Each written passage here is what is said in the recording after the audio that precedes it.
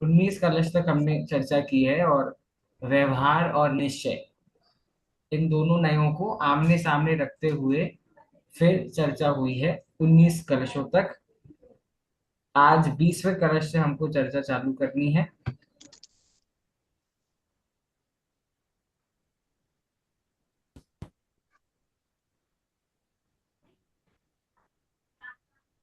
ये देखिए,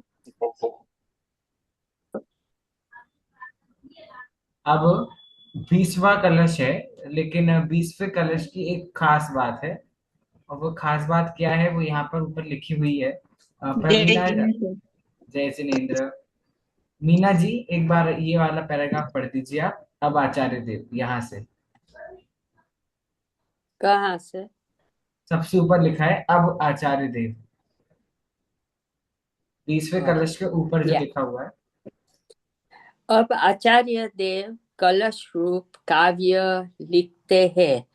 ये 17 17 18वीं गाथाएं भी ऐसी गाथाएं हैं कि जिनकी टीका के बीच में ही आचार्य अमृतचंद्र कलश रूप काव्य लिखा है, जिसका पद्यानुवाद इस हाँ, प्रकार है। तो अगर हम ये देखें, दो गाथाओं का यहाँ पे युगल है ना। युगल मतलब जब दो गाथाएं लगातार आती हैं, तो 17वीं, सॉरी, हाँ, 17वीं गाथा और 18वीं गाथा लगातार आई है।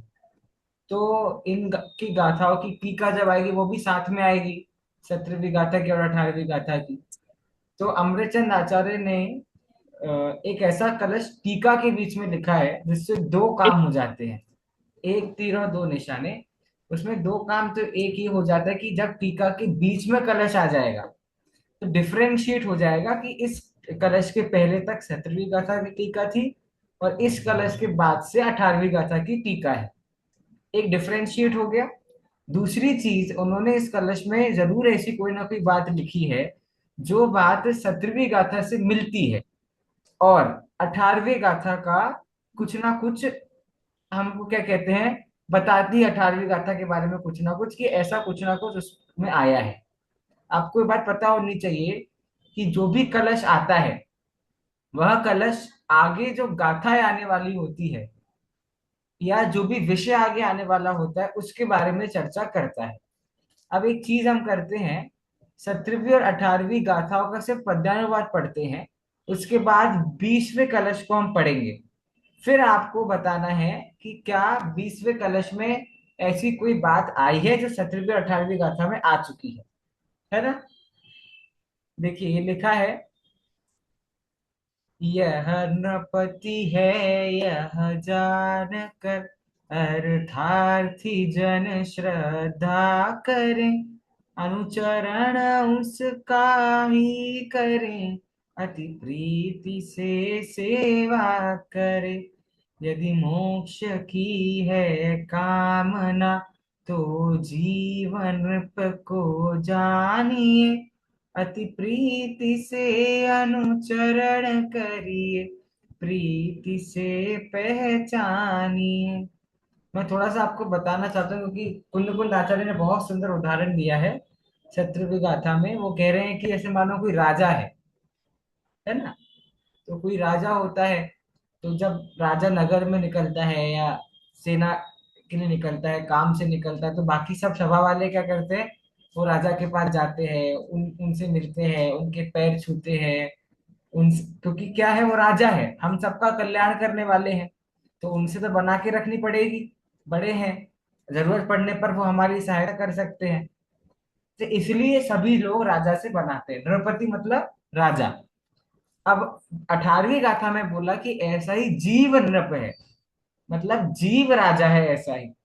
और वह जीव राजा कैसा है, कि वह जीव राजा ऐसा है कि वो एकमात्र जीव राजा ही हमारा कल्याण करने वाला है। हम किसी तकलीफ में होंगे, हम कभी कहीं फंस जाएंगे, तो हमारी मदद कौन करेगा, वो जीव राजा। कैसे मदद करेगा जीव, कि वो जीव राजा हमको बोलेगा तुम कहीं और मत जाओ, दुनिया भर में मत भटको, तुम मेरे पास आओ, मतलब स्वयं के पास आओ, स्वयं में ही जम जाओ, रम जाओ, पच जाओ। तो उससे हमारा कल्याण होगा कि नहीं होगा? होगा। तो जैसे मुसीबत के वक्त में सभा का राजा कल्याण करते हैं, इसलिए सभा के लोग राजा की सेवा करते हैं, वैसे ही संसार रूपी दुख से हमको बाहर निकालने वाले कौन है? वो जीव राजा है। इसलिए हमको वो जीव राजा का ही अनुसरण करना है। ये 17वीं 18वीं गाथा में बोला है। अब दोनों गाथा एक साथ आई है, तो इन दोनों गाथाओं की जो टीका है, उन दोनों टीकाओं की लिखी तो एक साथ गई है टीकाएं, लेकिन अमृतचंद आचार्य ने दोनों गाथाओं की टीका के बीच में एक कलश दिया है।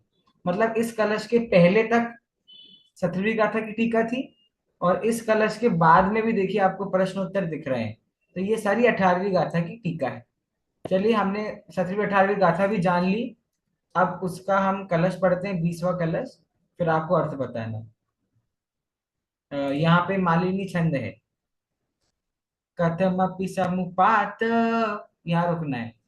त्रित्वमप्येकताया अपतितमिदमात्मा, अपतितमिदमात्मा ज्योतिरुद्गच्छद् गच्छम्, गच्छद् गच्छम्, है ना?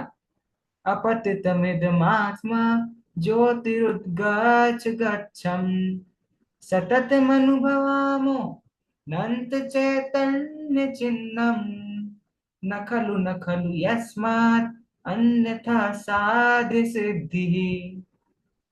देखिए पदानुवाद। त्रैरूपता को प्राप्त है, पर ना तजे एकत्व को। यह शुद्ध निर्मल आत्म ज्योति प्राप्त है जो स्वयं को। अनुभव करें हम सतत ही चैतन्यमय उस ज्योति का, क्योंकि उसके बिना जग में साध्य की हो सिद्धि ना। अब 19 नंबर तक के कलश हमने बहुत अच्छे से देखे ना। तो वो 19 नंबर के कलश के बाद ही 20वां कलश आया, कंटिन्यूएशन में है, उसी जोन में, मतलब उसी मूड में है। कोई और जॉनर नहीं है, उसी जॉनर में कलश है। वैसे ही कुछ बात कर रहा है। वापिस कलश पद्यानुवाद पढ़ता हूँ, फिर आप लोग को अर्थ करना है। कथमपि समुपात त्रित्वमप्येकताया अपतितमिदमात्मा ज्योतिरुद्गच्छ गच्छम्, सततमनुभवामो नन्त चैतन्य चिन्नम्, न खलु यस्मादन्यथा साध सिद्धि। त्रैरूपता को प्राप्त है, पर ना तजे एकत्व को। यह शुद्ध निर्मल आत्म ज्योति प्राप्त है जो स्वयं को। अनुभव करे हम सतत ही चैतन्यमय उस ज्योति का, क्योंकि उसके बिना जग में साध्य की हो सिद्धि ना। सरल छंद है, और अर्थ भी बहुत सरल है, और नया कुछ नहीं है। जो इसके पहले हमने पढ़ा था उसी को रिपीट करा है। कौन अर्थ बताएगा? 4 लाइन संस्कृत में है, 4 लाइन हिंदी में। एक एक लाइन उठा के एक लाइन का अर्थ करते जाइए। सर मैं कोशिश करती हूँ। बिल्कुल करिए। प्रथमपि समुपात त्रितत्व मपेक्तया मपेक्तया।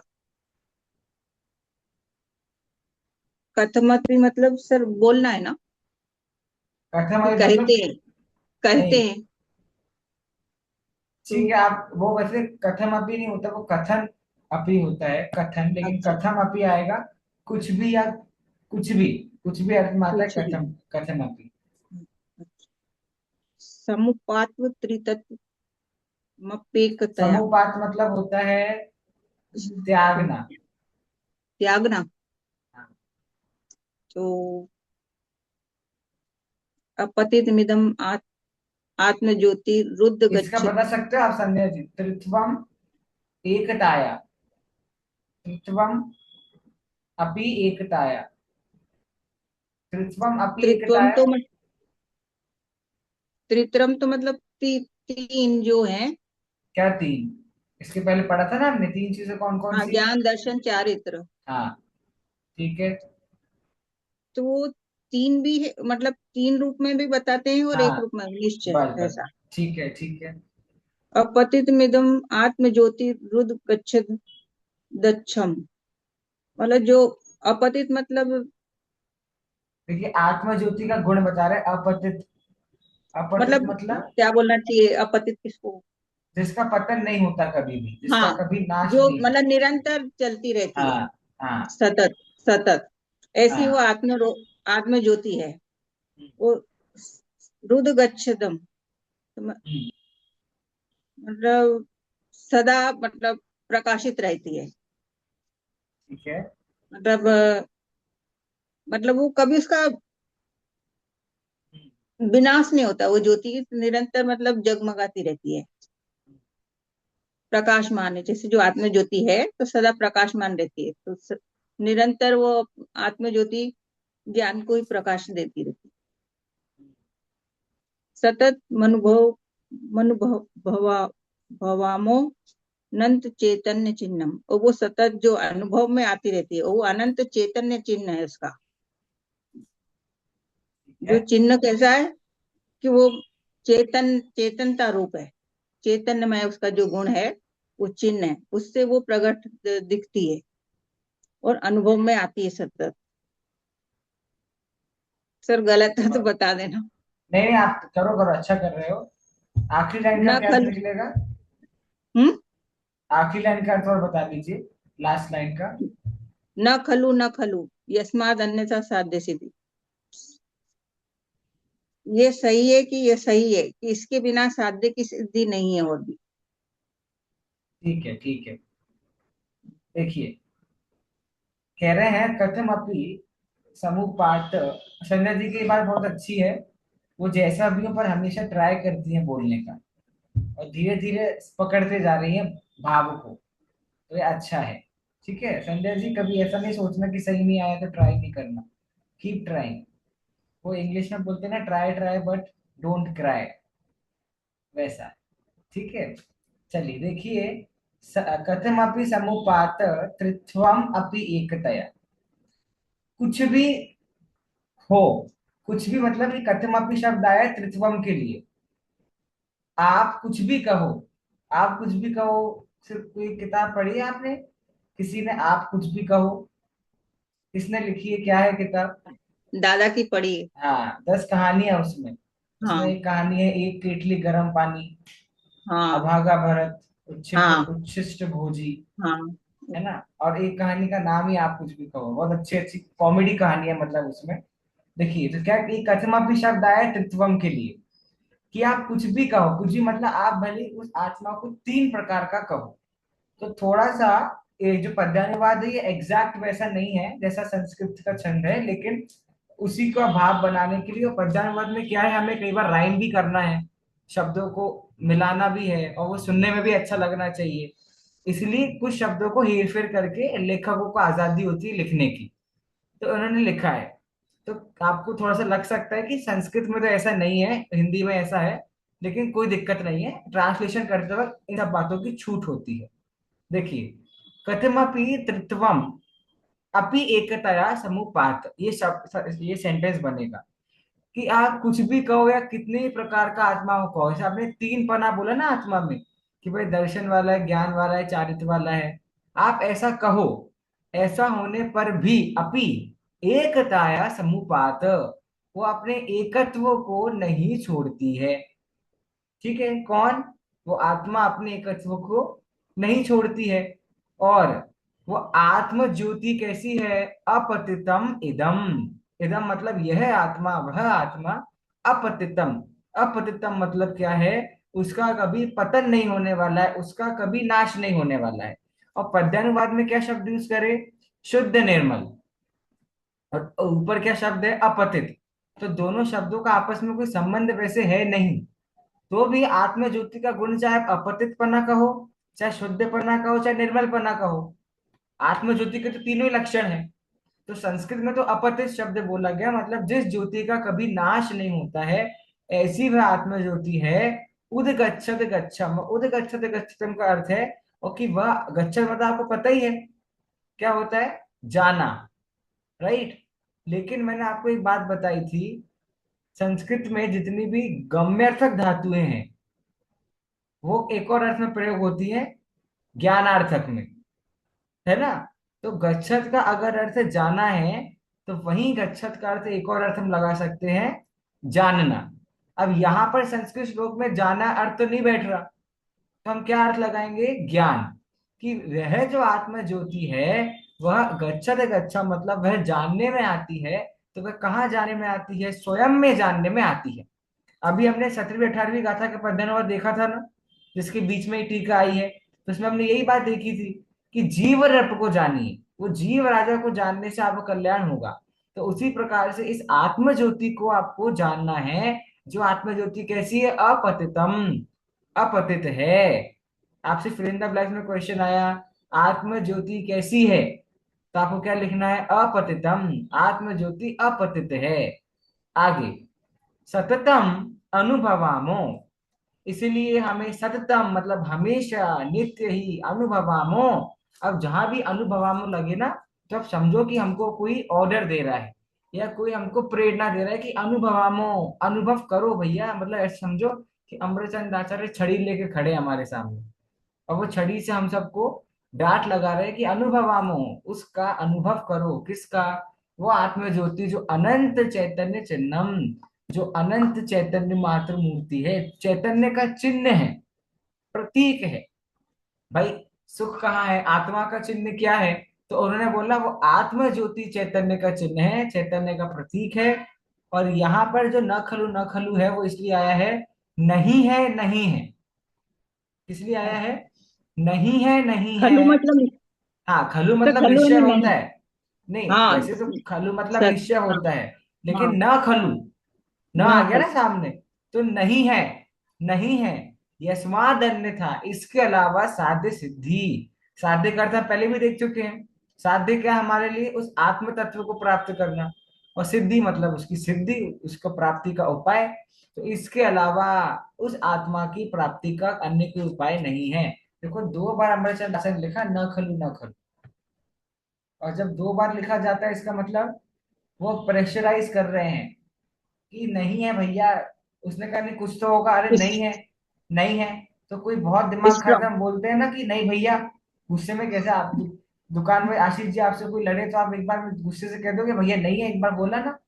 तो अम्बेचंद आचार्य कह रहे तुम्हें बोला ना 2 बार कि इसके अलावा साधे की सिद्धि का अन्य कोई भी उपाय नहीं है। बात समझ आ गई, समझ आया कलश, मीना जी, अनूप जी आया कि नहीं आया। चलिए हिंदी अर्थ पढ़ते हैं क्या है, पढ़िए अनूप जी, आप ही पढ़िए यद्यपि से। यद्यपि जिसने किसी भी प्रकार से तीन पने को अंगीकार किया है, हाँ, अब एक मिनट रुकिए, तथापि यहाँ ये जो यहाँ पे लिखा है ना कथमपि, तो कथमपि का अर्थ ये भी ले सकते हो कि आप किसी ने भी मानो चलो आत्मा को 3 प्रकार से जाना हो, तो किसी ने कथमपि। हाँ आगे। तथापि जो एकत्व से च्युत नहीं हुए हैं, निर्मलता से उदय को प्राप्त है, और अनंत चैतन्य है चिन्ह जिसका, ऐसी आत्मज्योति का हम निरंतर अनुभव करते हैं, क्योंकि उसके अनुभव के बिना साध्य की सिद्धि नहीं होती, ऐसा आचार्य देव कह रहे हैं। बस, उस आत्मा के अनुभव के बिना उस आत्मा की ही प्राप्ति नहीं होती। आपने न्याय में व्याप्ति सुना है, व्याप्ति नामक शब्द सुना है, समझाइए क्या होता है व्याप्ति। इस कलश से जोड़ूंगा फिर मैं व्याप्ति, क्या होता क्या है व्याप्ति, व्याप्ति क्या व्याप्त होता है। मतलब कवर करना, नहीं नहीं कवर नहीं, करना। न्याय का पूछा मैं, जैन शास्त्रों में, जैन न्याय ग्रंथों में व्याप्ति नामक एक सिद्धांत समझाते हैं, वो क्या होता है। मीना जी कुछ कहना चाह रही है। आत्मा जब मैं जानती हूँ तो वो व्याप्त होता है, व्याप्य। वो आप लोग जा रहे हो व्याप्त व्यापक वाले में, वो अलग है। व्याप्ति अलग है। प्रवीणा जी कुछ कहना चाह रही है शायद, अनम्यूट कीजिए प्रवीणा जी।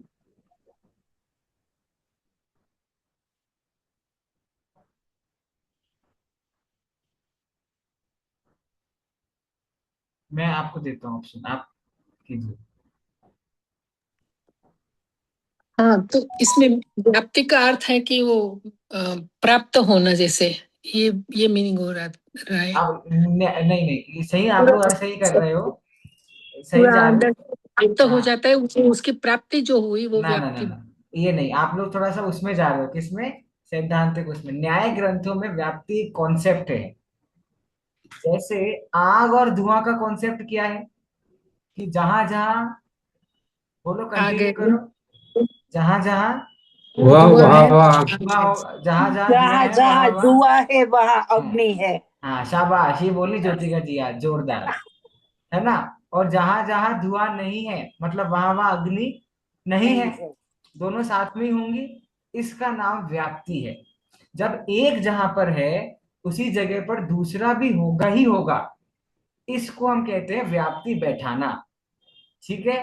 अब 20वें कलश में व्याप्ति कैसे, इसका, इस संबंध का नाम है अविनाभाव संबंध। जैसे दो दोस्त, बहुत करीबी दोस्त होते हैं, तो एक दोस्त है, मतलब रिंकी है तो मिंकी भी होगी, रिंकी नहीं है तो मिंकी नहीं होगी, मतलब हमेशा साथ में रहते हैं, जैसे अग्नि और धुआं। अब वो सेम बात हम 20वें कलश पे कैसे घटाएंगे, कोई घटाएगा ये व्याप्ति? ये मैंने आपको समझाया जो अभी, किन दो चीजों के बीच में 20वें कलश में व्याप्ति घट रही है।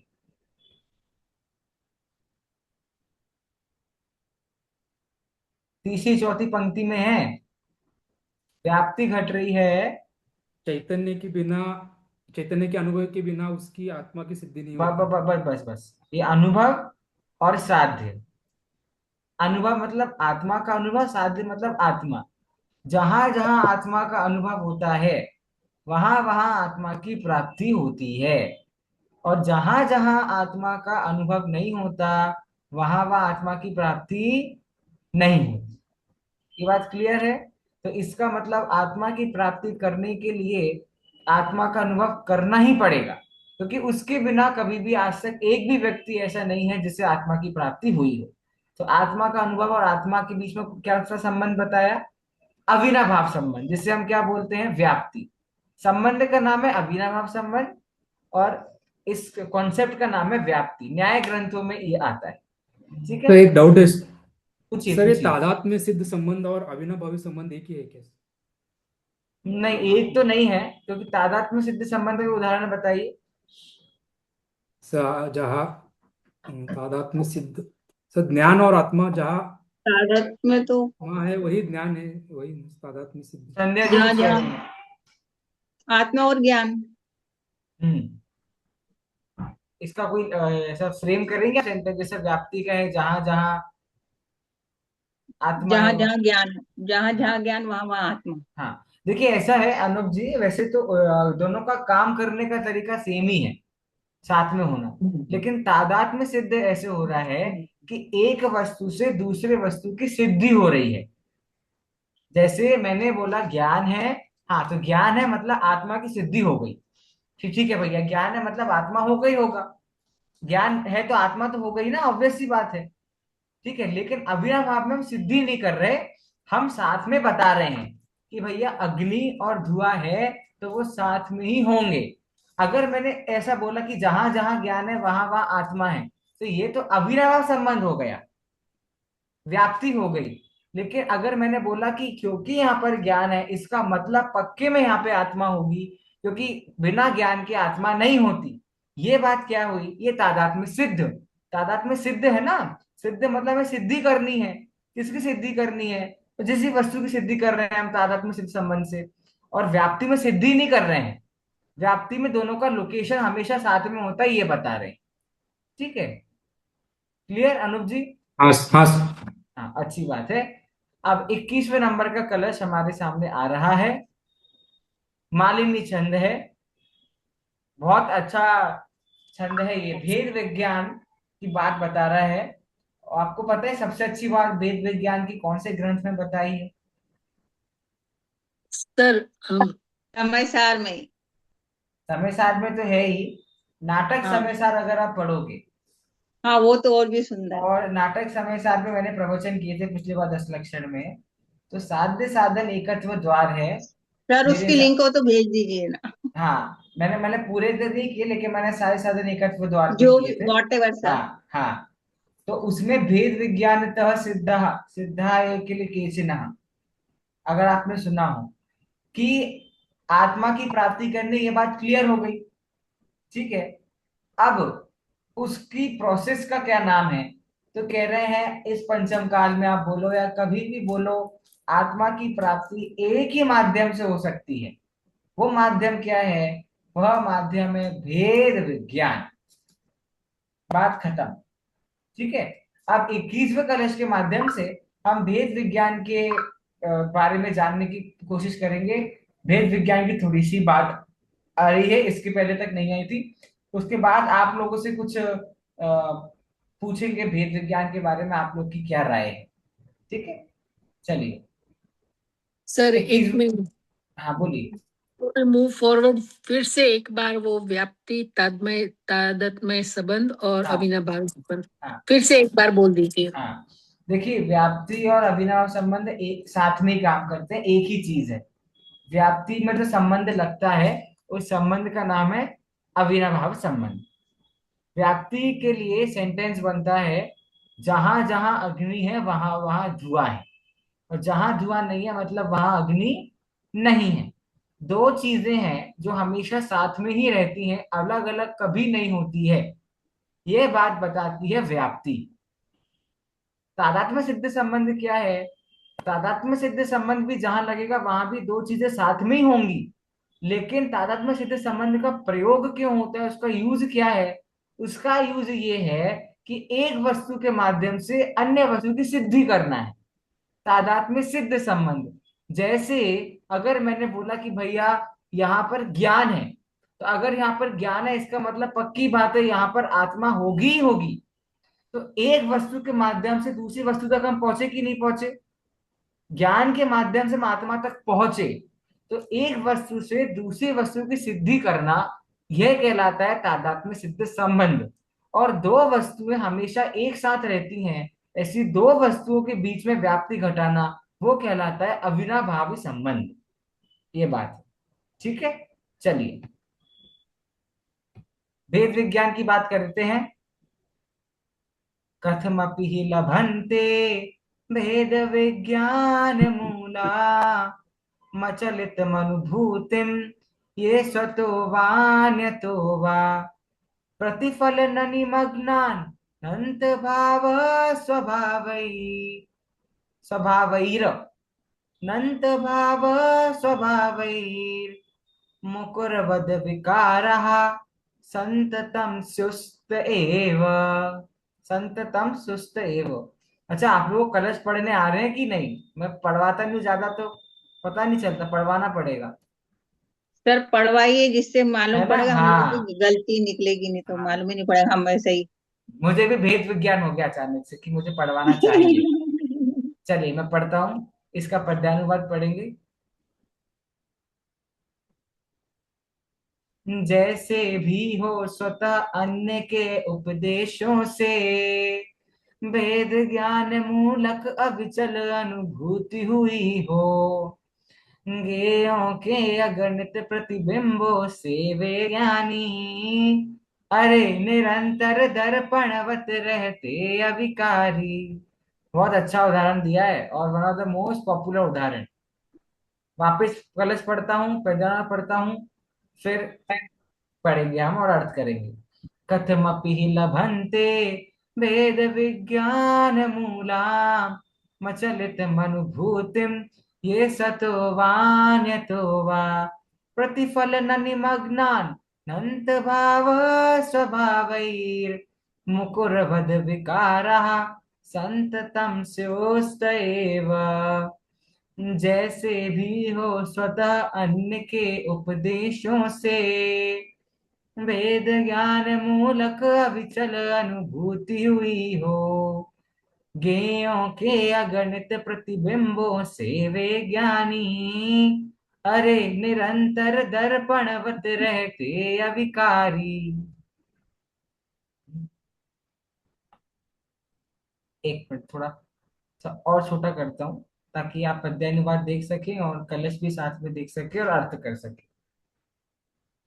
कौन अर्थ करना चाहेगा?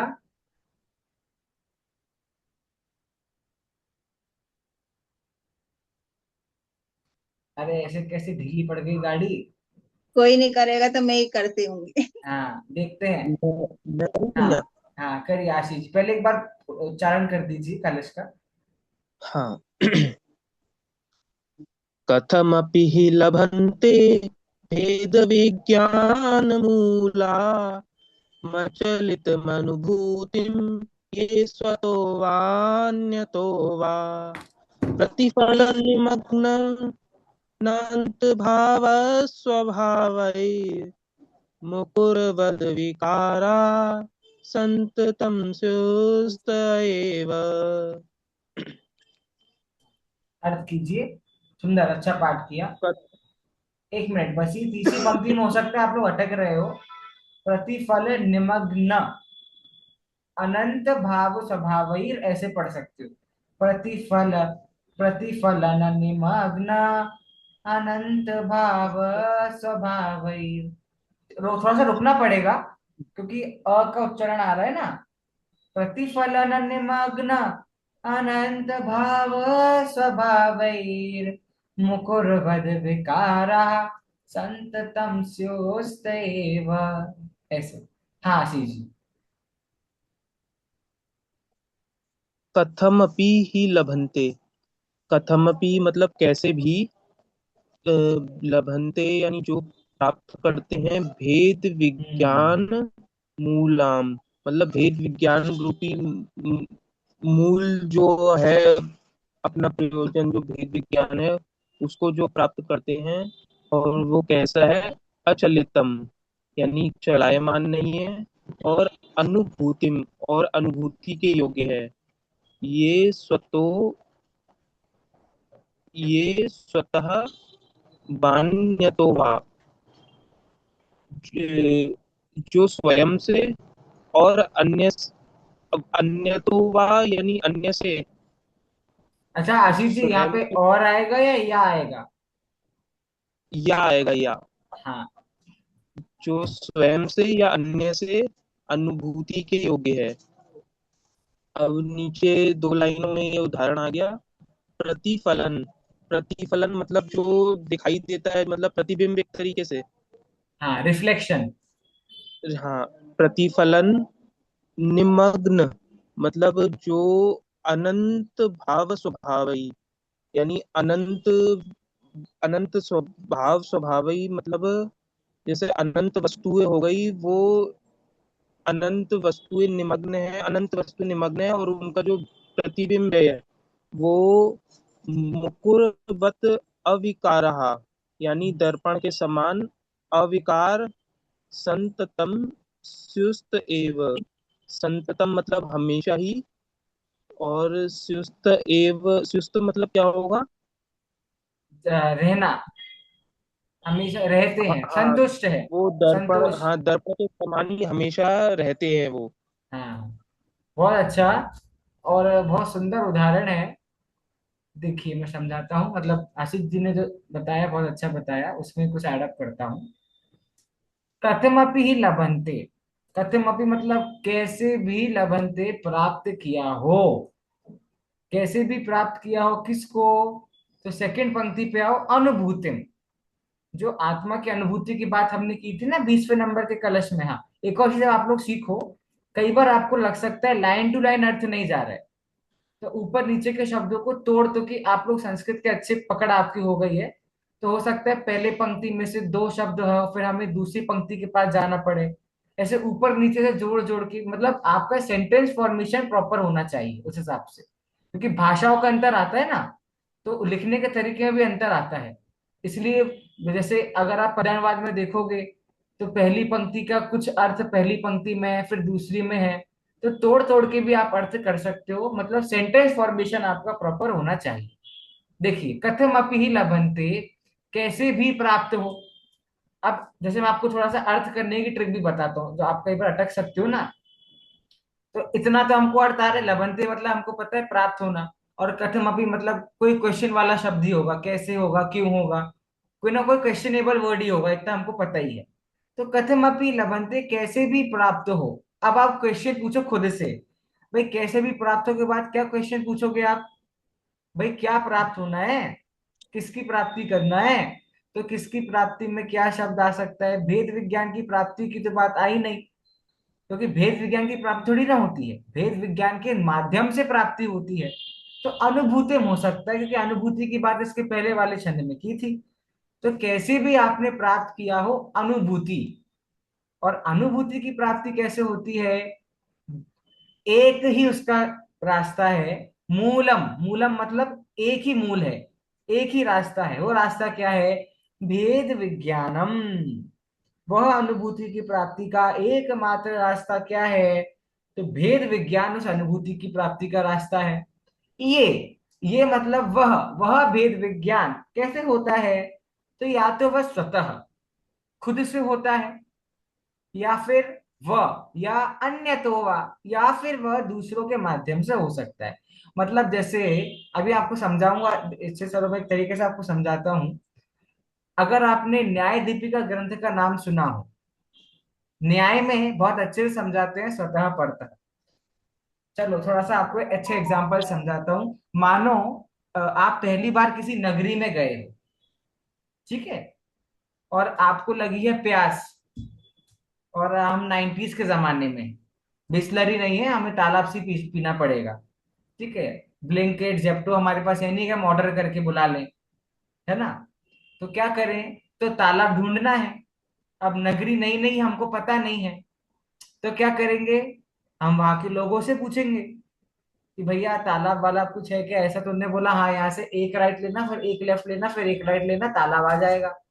हमने एक राइट लिया, एक लेफ्ट लिया, एक राइट लिया, पर हमको तालाब दिखा नहीं। लेकिन क्या हुआ, हमको वहां पे ठंडी ठंडी हवाएं महसूस हुई, है ना। महसूस के लिए क्या शब्द आया था, प्रवीणा जी, आपने लास्ट का जो किल- बताया बताया था ना, किलेती किलेती। क्लेती।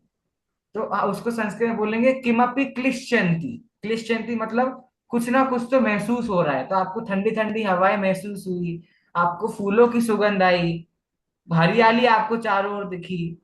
तो आप पास में गए और आपने अंदाजा लगा लिया, भैया ये सारे लक्षण तो कहाँ पे होते हैं, जहां तालाब होता है वहीं पर ये सारे लक्षण होते हैं। और आप तालाब तक पहुंच गए। अब बताओ, आप ही खुद से पहुंचे कि दूसरे के माध्यम से पहुंचे, दूसरों के माध्यम से पहुंचे, है ना। दूसरों ने आपकी मदद करी, वो लोग भी दूसरे थे, और फूल वगैरह इन्वायरमेंट भी दूसरा है, खुद थोड़ा दिमाग लगाया आपने, वो तो आपने दूसरे से गैस किया। अब जब दूसरी बार आप उसी नगरी में जाओगे, तो क्या आपको किसी को पूछना पड़ेगा, तालाब का आपको खुद को पता है, खुद को पता है। एक कंडीशन ये हो गई। दूसरी कंडीशन, आप खुद के गांव में हो, तो आपको अपने गांव में, अपने शहर में तो तालाब पता है कि आप वो भी किसी से पूछोगे, पता है कि नहीं पता है। तो आपको स्वतः पड़ता का कॉन्सेप्ट समझ आया। हर चीज स्वतः ही होती है। भेद विज्ञान जो है, नहीं तो आप अभी स्वच्छंदी होके बैठ जाओ कि भैया हमें तो दूसरे आके उपदेश देंगे, तो हम तब समझेंगे। और तो अभी आप हाथ पे हाथ करके बैठ जाओ कि कोई आएगा भैया हम भेद विज्ञान कराने वाला, हम खुद से क्यों करें, क्योंकि आचार्य ने दो ऑप्शन रखे, स्वतः पढ़ता, तो हम तो पढ़ता वाला ऑप्शन चूज करते हैं। परतः, परतः मतलब दूसरों के माध्यम से भेद विज्ञान है, दूसरों के माध्यम से कुछ भी होना सिर्फ एक बार होता है। कितनी बार, पहली बार ही आपको दूसरों के माध्यम से भेद विज्ञान हो सकता है। जैसे आपको पहली बार किसी ने बताया था कि भाई तालाब कहाँ है, अब उसके बाद से आप हमेशा खुद से ही करोगे कि नहीं, सर खुद से ही करोगे ना। तो वो जो आपका परतः था, वो भी स्वतः हो गया कि नहीं हो गया। यहां तक कि अब दो बातें हैं, सारा भेद विज्ञान स्वतः ही होता है, बस पहली बार परतः होता है। लेकिन होता परतः भी स्वतः ही है, क्योंकि जब आपका गांव था, कोई भी स्वतः बिना पर के नहीं हो सकता। और अब मैं जो बोल रहा हूँ वो बस ध्यान में रखो, अब तक की बातें भूल जाओ।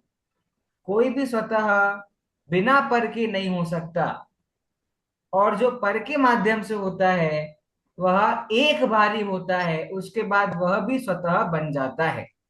बात समझ आई? सर एक बार, सर एक बार हाँ, रिपीट करिए।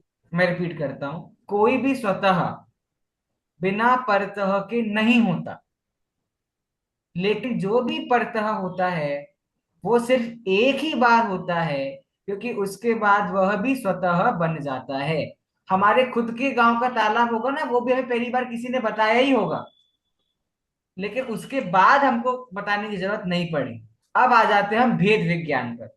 आचार्य देव सर ने, इसको, हाँ बोलिए बोलिए। हाँ, इसको ऐसा भी बोल सकते हैं ना कि जो पहले कोई भी चीज देखते हैं तो हमें अभ्यास नहीं होता है, फिर अनभ्यास और अभ्यास। हाँ, इसको ऐसा बोलते हैं, जो स्वतः होता है वो वो होती है अभ्यास। न्याय की भाषा में, उसे कहते हैं अभ्यस्त दशा। अभ्यस्त मतलब जिसकी हमको प्रैक्टिस है, जिसका हमको अनुभव है। स्वतः मेरा गांव है, मेरे गांव का मुझे अनुभव है, तो स्वतः होती है अभ्यस्त दशा। और जो दूसरों के माध्यम से होती है, क्योंकि मुझे उसका एक्सपीरियंस नहीं है, वो है अनभ्यस्त दशा। ठीक है। अब भेद विज्ञान में सेम बात है। भाई एक बार हमको आचार्य देव समझा देंगे, बता देंगे, अनुभव करके दिखला देंगे भाई तू आत्मा है, लेकिन उसकी प्राप्ति तो हमें खुद को ही करनी पड़ेगी। तो यहाँ पर जो लिखा ना, ये स्वतः व अन्य तो होगा, वो स्वतः तो हमको करना ही पड़ेगा। अगर अन्य तो भी लिखा है तो वो एक दो बार के लिए लिखा है, उसके बाद कोई नहीं समझाएगा। तुम्हें रास्ता सब बता देंगे, लेकिन चलना तो खुद को पड़ेगा। ये बात। अब भेद विज्ञान क्या होता है वो इस कलश में बहुत अच्छे उदाहरण के माध्यम समझाया गया है। जैसे उन्होंने बोला, मुकुर वद अविकार। मुकुर वद मतलब जैसे दर्पण है, दर्पण है, पता है आपको, दर्पण मिरर, उसमें बहुत सी वस्तुएं झलकती हैं, झलकती हैं। अब मुझे बताइए, कितनी वस्तुएं कितनी वस्तुएं ऐसी हैं जो दर्पण में जाके मिल गई? एक भी चीज ऐसी है क्या जो दर्पण में जाके मिल गई? नहीं, नहीं मिली। तो इसलिए बोला अविकार, जैसे उसमें दर्पण कोई में बस विकार नहीं होता। कोई विकार नहीं है, कोई मिलावट नहीं है, वो सिर्फ प्रतिबिंब हो रही है, सिर्फ झलक रही है। जिस प्रकार ऐसे ही मेरे ज्ञान में। मुकुर वद अविकार, जैसे दर्पण में वस्तुएं सिर्फ झलकती हैं, इसलिए वस्तु अविकार है। उसी प्रकार प्रतिफलन निमग्नम, अनंत भाव मतलब जो अनंत गेय हैं। दुनिया में अनंत अनंत गेय हैं कि नहीं, तीन लोकों में? गिनवाओ। पेपर है, पेन है, कुर्सी है, टेबल है, कूलर है, एसी है, कपड़े हैं, फोन है, लैपटॉप है, जिनवानी है। देखो आसपास, देखो अनंत गे दिख रहे हैं कि नहीं दिख रहे? मुझे छोड़ के जो कुछ भी है वो सब गे हैं, है ना? मैं स्वयं भी गे हूं, क्या, लेकिन मैं गे गायक हूं, अन्य वस्तुएं सिर्फ गे हैं। तो अनंत भाव, अनंत वस्तुएं जो हैं वो उन सबका प्रतिफलन हो रहा है। प्रतिफलन मतलब वो सब वस्तुएं जानने में आ रही हैं, लेकिन न निमग्नम। न निमग्न मतलब वो उनमें से एक भी वस्तु निमग्न मतलब मुझ में आके मिल रही है क्या? एक भी गे मुझ में आके मिल रहा है क्या, एकाकार हो रहा है क्या? नहीं, क्यों नहीं हो रहा? स्वभाव ही, ये बस गेयों का स्वभाव है। गे मतलब क्या होता है? जो जानने में आए, जो आके मिल जाए, वो गे नहीं होता। गे अर्थात जो जानने में आए। तो जिस प्रकार से दर्पण में वस्तुएं अविकारी होती हैं, सिर्फ जानने में आती हैं, उसी प्रकार जो अनंत गेय है उनका स्वभाव ऐसा है कि वो सिर्फ प्रतिफलित होंगी, न निमग्नम। न निमग्न मतलब, निमग्न मतलब वो आके मिलेंगी नहीं। और संततम का अर्थ आशीष जी ने थोड़ा सा गलत किया था। यहाँ पे संततम मतलब है सज्जन पुरुष, सज्जन मतलब ज्ञानी पुरुष। तो ज्ञानी पुरुष ऐसा जान करके सुस्त एव, संतुष्ट हो जाते हैं। एव मतलब क्या होता है? ही, कि वो जानते कि ऐसा ही है। जो अनंत गेय है वो दर्पण के समान मात्र झलकेंगे। और संततम यहाँ पे आया ना, ज्ञानी शब्द आया, देखो पद्यानुवाद में। तो ये ज्ञानी शब्द है संततम के लिए, सज्जन पुरुष जो होते हैं ऐसा जानते हैं और संतुष्ट रहते हैं। इसलिए जो पंक्ति है ना, जो प्राप्त है वो पर्याप्त है। सुनिए आपने पंक्ति, जो प्राप्त है पर्याप्त है। कितने लोगों ने व्हाट्सएप पे लगा रखी है नीचे डिस्क्रिप्शन में, जो प्राप्त और पर्याप्त है, और उन्हीं लोगों को बड़े फोन पे व्हाट्सएप खोलना है तो उनको बड़ा बड़ा फोन चाहिए, और बड़े बड़े फोन पे क्या लिखना है, जो प्राप्त है वो पर्याप्त है। अच्छी बात है, इतना मिल जाए किसी को तो ऐसा गरीब तो सब होना पसंद करेंगे। तो ये दो पंक्तियां है ना आखिरी की, ये दो पंक्तियां इस अर्थ को बता रही हैं कि जो प्राप्त है वो पर्याप्त है। दर्पण का उदाहरण सबसे अच्छा है। हमारे यहाँ एक कंपटीशन हुआ था स्मारक में, उसे डिबेट कंपटीशन कहते हैं। सांसद होता है, सांसद पार्लियामेंट। तो उसमें हम पक्ष वाले थे। हमें कंपटीशन मिला कि ज्ञान से आत्मा जानती है क्या, ऐसा कुछ। और फिर उन्होंने हमें एक वीडियो दिखाई, जिस वीडियो में एक आदमी क्या है, दर्पण के सामने बैठा था और वो पानी ले लेके दर्पण को साफ करे जा रहा है। धूल उसके चेहरे पे है, वो घिसे जा रहा है, घिसे जा रहा है, लेकिन उसका चेहरा साफ नहीं हो रहा। ऐसा क्यों नहीं हो रहा? उसको ज्ञान है लेकिन उसको सही ज्ञान नहीं है, मिथ्या, ये है मिथ्यात्व। तो फिर उसमें मैंने एक शायरी बोली और उस पे फिर हम जीत गए। वो शायरी ये थी, उम्र भर गालिब आईना साफ करता रहा, धूल चेहरे पे थी वो फिर भी आईना साफ करता रहा। और उसकी जिंदगी निकल गई आईना साफ करने पर, धूल गई के चेहरे से? नहीं गई। क्यों नहीं गई? क्योंकि गंदगी कहाँ थी? उसे भेद चेहरे विज्ञान में। नहीं था। इसी भेद विज्ञान की बात है कि भैया तुम कितना ही घिस लो दर्पण, लेकिन उसमें आके कोई वस्तु मिलेगी क्या? नहीं मिलेगी। ये समझ आ गया आपको? 21वां कलश, इसका एक बार अर्थ पढ़िए ज्योतिका जी, हिंदी अर्थ पढ़िए।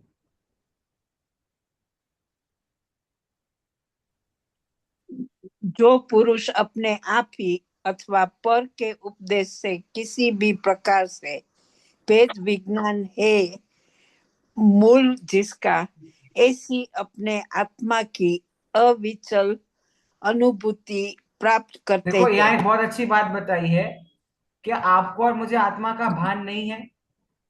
मुझे और आपको आत्मा का भान है, बिल्कुल है। प्रॉब्लम क्या है, हमें भेद विज्ञान नहीं है। इसलिए हमें आत्मा का ज्ञान होता है फिर छूट जाता है, फिर होता है फिर छूट जाता है। लेकिन देखो अर्थ में कितनी अच्छी बात बोली है कि जिन्होंने भेद विज्ञान के माध्यम से आत्मा की प्राप्ति करी है, उन्हें अविचल अनुभूति प्राप्त होती है।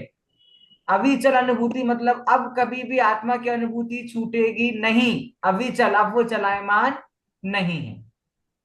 चलिए पढ़िए ज्योतिका जी आगे। वे ज्योतिका जी पढ़ती पुरुष हैं तो मुझे विशेष अर्थ ख्याल में आ जाता है, इसलिए मैं उनसे पढ़वाता हूँ। आगे पढ़िए। वे पुरुष ही दर्पण की भ्रांति अपने में प्रतिबिंबित हुए अनंत अनंत भावों के स्वभावों से निरंतर विकार रहित होते जिस हैं। प्रकार से आत्मा विकार रहित है, उसी प्रकार से जो आईना है वह भी अनंत ज्ञों से रहित है।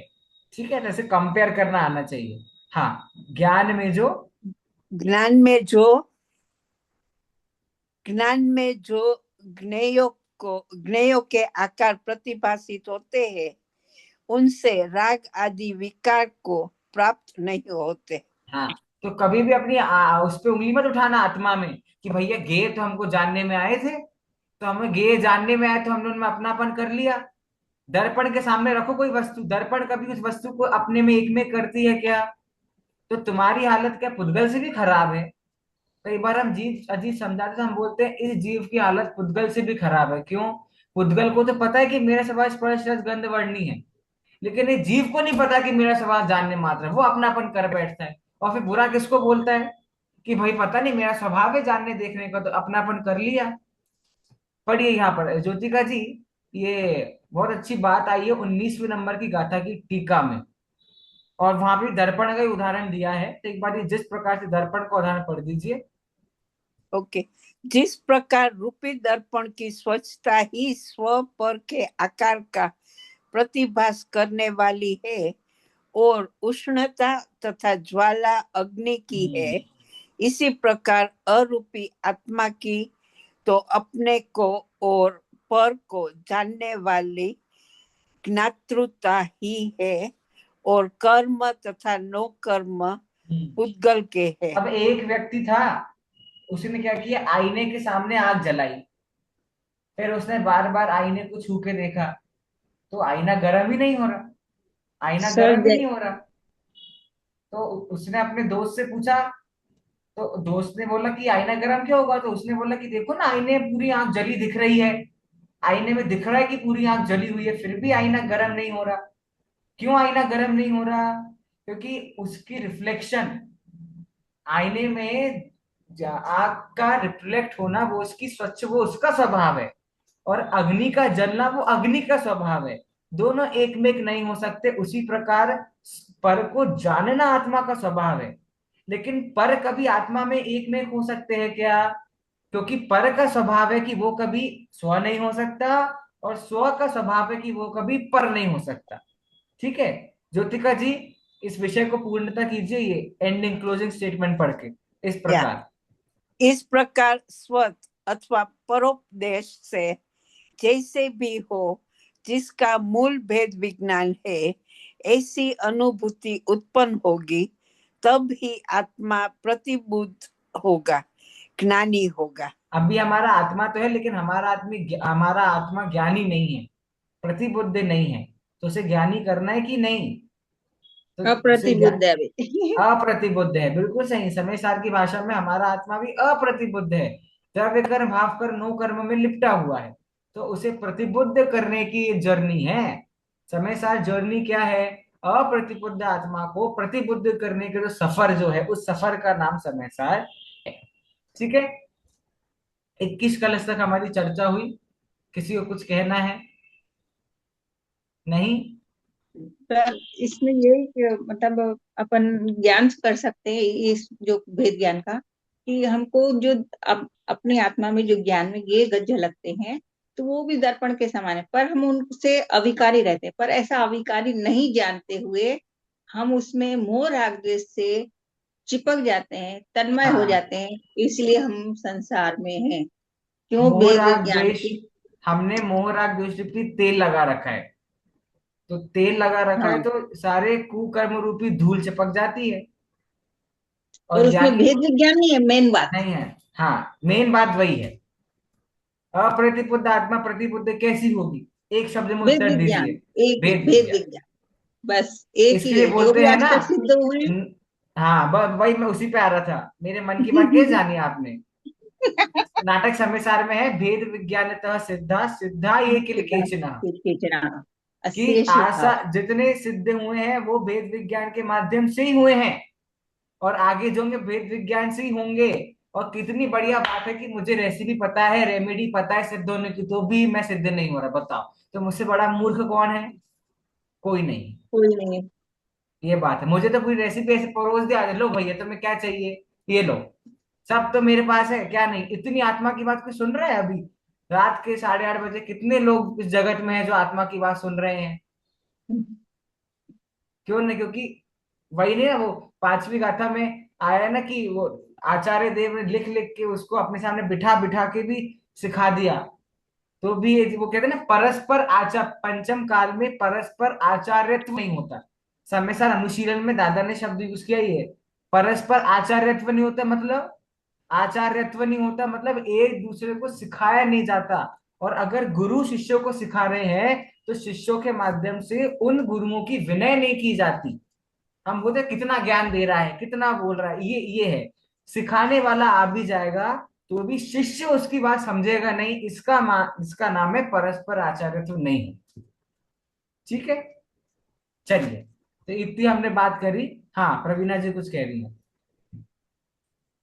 सर एक प्रश्न हमेशा हो रहा है कि अब तो समझ में आ रहा है हमें, पर अभी संसार लेके बैठ गए हैं। हम्म, देखो, जितने कर्म ले लिए हैं वो तो ले लिए, ठीक है, आगे तो नहीं लेना ना। प्रॉब्लम क्या है, देखो बताता हूँ। अब किसी ने मुझे अभी अभी, मानो जैसे गरम लोहा होता है ना, गरम लोहा, तो उस पे तो हथौड़ा मार दो तो सही हो जाए, शेप बन जाएगा। लेकिन मानो मैंने गरम किया और मैं 10 दिन बाद उस पर हथौड़ा मार रहा हूँ, कोई असर होगा क्या? नहीं होगा। तो मेरी भूल कब से है? अनादिकाल की भूल है, अनादिकाल से मिथ्या तो चला आ रहा है, तो अभी तो खूब हथौड़ा मारना पड़ेगा। या तो गर्म हो जाओ। गर्म कैसे होगे? जब वो भेद विज्ञान की दशा से एकदम आत्मानुभूति होगी ना, तो या तो गर्म हो जाओ। और अगर गर्म नहीं होगा तो अभी बहुत हथौड़े पड़ने बाकी है। क्या पता कौन सा हथौड़ा ऐसा निमित्त बन जाए कि हम ठंडे होकर भी हमारा आकार बन जाए। अनादिकाल की भूल है ना प्रवीणा जी, इसलिए। और जल्दी बहुत है, जल्दी इस जीव को बहुत है ना। अब बताओ, पिता के पहले बेटे मोक्ष चले गए, हुआ कि नहीं ऐसा? भरत चक्र में चले गए। अब आदिनाथ भगवान जल्दी कर दे। अब जल्दी किसने करी? महावीर भगवान ने जल्दी करी, मारीच के भव में उनने जल्दी करी। तो क्या दुर्दशा हुई उनकी, बताओ।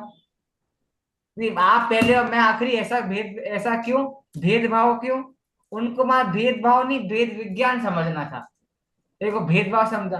अब उनको तो भेद विज्ञान नहीं पता था, हमको पता है, बताओ। हो जाएगा सब, लेकिन ये आकुलता नहीं करना। निराकुल रह के अध्ययन करते रहना है, जितना भूमि का अनुसार। हमने चरणामृत पढ़ लिया ना अब तो आपने, तो अब तो सामंजस्य बिठाना आपको आना चाहिए कि हो जाएगा। जितना मेरे भूमि का अनुसार, जितना मैं पाप होगा, कषाय होगा, परिणाम बिगड़ेगी, इसलिए मुझे क्या करना है? जितना अधिक हो सके ऐसे समागम में रहना जब मेरे परिणाम बिगड़े ही ना। जब परिणाम बिगड़ेंगे ही नहीं तो आगे कर्म बनेंगे ही नहीं। और मानो मेरे साथ कुछ बुरा हो रहा है, तो मेरे पूर्व कर्मों का होता है, तो निर्जरा हो रही है, उसमें परिणाम और क्या बिगाड़ना है? तो तुम समागम में ऐसे रहो जहां पे परिणाम बिगड़े नहीं। और कुछ बुरा हो रहा है तो समझो कि पुराना कर्म उदय में आ रहा है, और आत्मानुभूति करते रहो। एक दिन ऐसा आएगा सारे कर्म खिर जाएंगे, और कर्मों के खिरने का नाम निर्जरा है। और निर्जरा के बाद क्या होता है? मोक्ष होता है। संपूर्ण कर्मों के खिरने का बस ये रास्ता है, और कुछ नहीं। ठीक है, पहली इस कदम तो हमने चल लिया है, रुचि। अब धीरे धीरे अध्ययन करके हो जाएगा। मीना जी, समझ आया? क्लास समझ आई? Okay, great. चलिए, तो अब हम मिलेंगे ऑन सर सैटरडे। नेक्स्ट हाँ, सेशन में एक थोड़ा दो दो 5 मिनट का समय ऐसा रखिए, क्योंकि मुझे आपकी बुआ के बारे में जानना है। अच्छा अच्छा, हाँ, ठीक है ठीक है। तो आप स्टार्टिंग में मुझे थोड़ा याद दिला देना, या आप मुझे चैट मैसेज कर देना अगर आप लेट हुए क्लास में, तो मैं बीच में रुक के बता दूँ। ठीक है, चलिए, सभी को जय जिनेन्द्र। ये जी